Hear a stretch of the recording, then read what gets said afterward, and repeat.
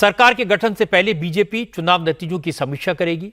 खासतौर पर उत्तर प्रदेश और महाराष्ट्र में सीटों की संख्या कम क्यों हुई, कहां कमी रह गई, इस पर विचार किया जाएगा। कल की मीटिंग के लिए योगी आदित्यनाथ और देवेंद्र फडणवीस समेत दोनों राज्यों के बाकी नेता भी दिल्ली पहुंच चुके हैं। सबसे ज्यादा चिंता यूपी को लेकर है, क्योंकि अयोध्या और उसके आसपास की 4 सीटें भी बीजेपी हार गई। जबकि अयोध्या में राम मंदिर बना, पूरे शहर का कायाकल्प हो गया, इसके बाद भी इस इलाके में चुनाव हारना बीजेपी के लिए बड़ा सेटबैक है। समाजवादी पार्टी और दूसरे दलों के नेता इसे इशू बना रहे हैं। अखिलेश यादव ने कहा कि अयोध्या में विकास के नाम पर लोगों के घर तोड़े गए, जमीनें छीन ली गई, कई पीढ़ी से वहां रह रहे लोगों को मुआवजा नहीं मिला, और जब मौका मिला तो जनता ने वोट के जरिए अपनी नाराजगी जाहिर कर दी। अयोध्या की जनता का मैं धन्यवाद देता हूं। अयोध्या की जनता का दुख दर्द आपने भी समय समय पर देखा होगा। उन्हें जो उम्मीद थी वहां की जनता को, जिस तरह के सरकार का कामकाज था, लोगों को मुआवजा नहीं दिया सही जमीन का, लोगों के साथ अन्याय किया, आपने मार्केट की कीमत से जमीनें नहीं ली उनकी। जब लैंड एक्विजिशन करने के लिए आप चले तो आपने दबाव बना करके, झूठे मुकदमे लगा करके उनसे जमीन छीन ली। न जाने कितने व्यापारियों को आपने दुख संकट पहुंचाया, जो 100 साल से रह रहे थे, 100 साल से लोग रह रहे थे। ऐसे भी परिवार हैं जो अपनी गाय भैंस के साथ, जानवरों के साथ 100 साल से रह रहे थे, आपने उन्हें उजाड़ दिया। आप किसी पुण्य काम के लिए आप गरीबों को उजाड़ रहे हैं। तो इसीलिए मैं समझता हूं अयोध्या और आसपास की जनता ने भारतीय जनता पार्टी के खिलाफ मतदान किया है। फैजाबाद की सीट से चुनाव जीत कर आए समाजवादी पार्टी के नेता अवधेश प्रसाद ने कहा कि प्रभु राम को भी बीजेपी का अहंकार पसंद नहीं आया। अयोध्या के लोगों का दर्द उनसे भी नहीं देखा गया। अवधेश प्रसाद पासी जाति से आते हैं। चुनाव के दौरान उन्होंने नारा दिया था, न मथुरा न काशी, अयोध्या में सिर्फ अवधेश पासी। अवधेश प्रसाद ने कहा, बीजेपी के नेता राम को लाने का दावा कर रहे थे, इसलिए जनता ने बीजेपी को सबक सिखाया। जहां तक हराने का सवाल है, हमने नहीं हराया। इस क्षेत्र की देवतुल्य जनता ने, उन्होंने हराया है, हमने नहीं हराया।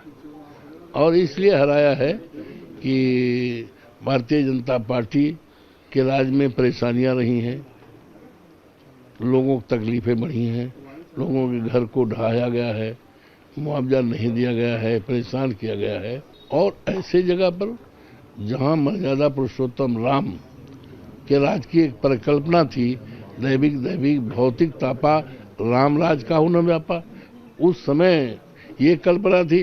अब आज Bharatiya Janata party double engine की सरकार है, कितनी परेशानियां बढ़ गई।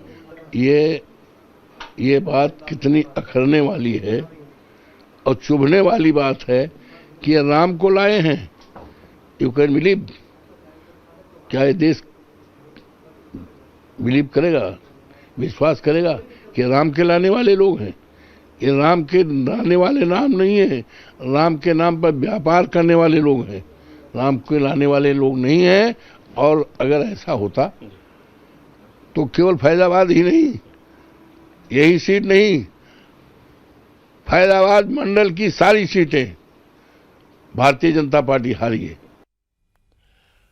अवधेश प्रसाद चुनाव जीत कर आए हैं, उन्हें ऐसी सारी बातें कहने का पूरा हक है। बड़ी बात यह कि फैजाबाद से अवधेश प्रसाद के खिलाफ बीजेपी के उम्मीदवार लल्लू सिंह थे, और लल्लू सिंह ने ही कहा था कि 400 सीटें मिली तो बीजेपी संविधान बदलेगी। उनका यह बयान बीजेपी को भारी पड़ गया। सोशल मीडिया पर इसे खूब घुमाया गया।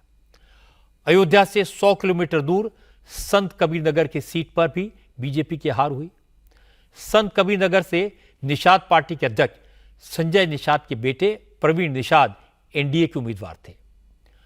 आज संजय निषाद ने कहा, ओवर कॉन्फिडेंस और बड़बोले बयानों ने माहौल खराब किया। संविधान में बदलाव और आरक्षण को लेकर बीजेपी के कुछ नेताओं ने जिस तरह के बयान दिए, उससे डर पैदा हुआ, जिसे विपक्षी पार्टियों ने भुना लिया। और कुछ न कुछ उत्साह में हमको लगता है कि सबके जीत रहे हैं तो कुछ उदासीन हो गए, कुछ निष्क्रिय हो गए, हमको लगता है। दूसरा विषय कि जो कुछ नेताओं ने कुछ ऐसे बयान दे दिए आरक्षण के मुद्दे पर जिसको विपक्ष ने नैरेटिव सेट किया और नैरेटिव सेट करके उसको कैश कराया सिस्टम से, और नॉन जाटो जितने भी दलित थे 23% में उनको उन लोगों ने मूव करा लिया और पिछड़ी जातियों में भी मूव कराकर उन लोगों ने इसका लाभ उठाया, इसके वजह से आ गया। और कुछ टिकट उकट जिसको नहीं मिला था उन लोगों ने उदासीनता और निष्क्रियता दिखाई। निषाद पिछली जातियों के नेता हैं, इस मामले को अच्छी तरह समझते हैं। बीजेपी के नेता भी दबी जुबान से ये मानने लगे हैं कि अब की बार 400 पार का नारा बैकफायर कर गया। योगी कैबिनेट में मिनिस्टर जयवीर सिंह ने कहा, लोगों के अंदर विरोधी दलों ने यह मैसेज भेज दिया कि आरक्षण खत्म करने और संविधान बदलने के लिए ही बीजेपी 400 सीटें मांग रही है। चाहे वो हम लोगों के नारे को, जो 400 पार का हमारा नारा था, उसको उन्होंने इस तरह प्रस्तुत करने का काम किया कि भारतीय जनता पार्टी वाले 400 से ज़्यादा सीटें इसलिए देश से जनता से मांग रहे हैं कि वो देश का संविधान बदलना चाहते हैं, वो आरक्षण खत्म करना चाहते हैं, डॉक्टर बाबा साहब अम्बेडकर के बनाए हुए संविधान को खतरा पैदा हो गया है। इसको उन्होंने जगह जगह प्रचारित करके आम भले सीधे साधे मतदाताओं के मन में एक खौफ, एक डर का वातावरण बनाने में झूठे प्रचार के आधार पर सफल हो गए। यूपी में बीजेपी की इतनी सारी सीटों पर हार की कोई एक वजह नहीं है। सब अलग अलग बातें कहते हैं। जयवीर सिंह कह रहे हैं कि आरक्षण को लेकर विपक्ष ने भ्रम फैलाया, इसकी वजह से पार्टी हारी। लेकिन साध्वी निरंजन ज्योति, जो केंद्र सरकार में मंत्री थी, उनका कहना है कि आपसी झगड़ों की वजह से उनकी हार हुई। लगातार 2 बार फतेहपुर से जीत हासिल करने वाली इस बार समाजवादी पार्टी के नरेश उत्तम से हार गई। साध्वी निरंजन ज्योति ने कहा कि उन्होंने फतेहपुर में जो विकास के काम शुरू करवाए थे उन पर पिछले कुछ दिनों में ब्रेक लगा दिया गया। इससे जिन लोगों ने मोदी की मुहिम में रोड़े अटकाने का काम किया, उनकी पहचान करके उनके खिलाफ एक्शन होना चाहिए। मुझे ऐसा लग रहा है कि फतेहपुर में जो काम हमने शुरुआत की थी उसमें कहीं ना कहीं विराम जरूर लगा है, और ऐसा लग रहा है कि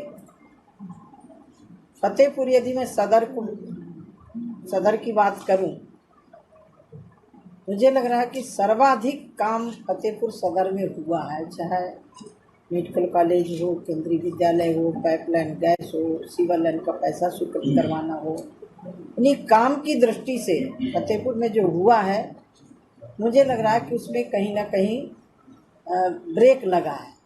जिन लोगों ने मोदी जी के इस मुहिम में रोड़े अटकाए हैं, उनको जरूर चिन्हित करके ऊपर बात करेंगे। बीजेपी के जो नेता चुनाव हारे हैं, वो अपने अपने हिसाब से हार के कारण गिना रहे हैं। समाजवादी पार्टी और कांग्रेस के जो नेता जीते, वो अपनी जीत की अलग तरह की वजह बता रहे हैं।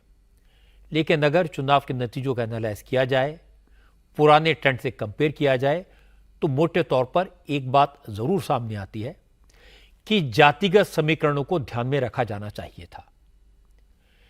न किसी एक बयान के कारण बीजेपी हारी, न किसी एक मुद्दे के कारण। मोटी बात यह कि इस बार कैंडिडेट्स के सिलेक्शन में अखिलेश यादव बीजेपी पर भारी पड़े। अखिलेश ने जातिगत समीकरणों का, कास्ट का, लोकल फैक्टर्स का पूरा ध्यान रखा और बीजेपी उम्मीदवार के खिलाफ मजबूती से लड़ने वाले उम्मीदवारों को टिकट दिया और वो जीते। जैसे अयोध्या के आसपास 4 सीटें बीजेपी हारी, और यह बड़ी बात है।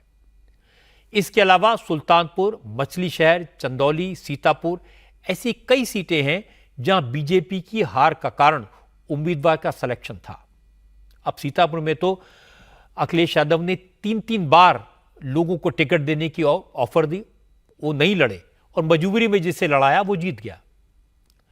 कुछ लोगों का यह कहना है कि बीजेपी ने ओम प्रकाश राजभर और दारा सिंह चौहान जैसे नेताओं को साथ लिया जिन्हें पब्लिक ने रिजेक्ट कर दिया था, बल्कि उन्हें मंत्री बनाया। उनका सरकार के साथ दिखना बीजेपी के लिए हानिकारक सिद्ध हुआ। और ऐसे बहुत सारे कारण हैं। जैसे जैसे डिटेल सामने आती जाएंगी, यूपी की हार का मामला और भी साफ होता जाएगा।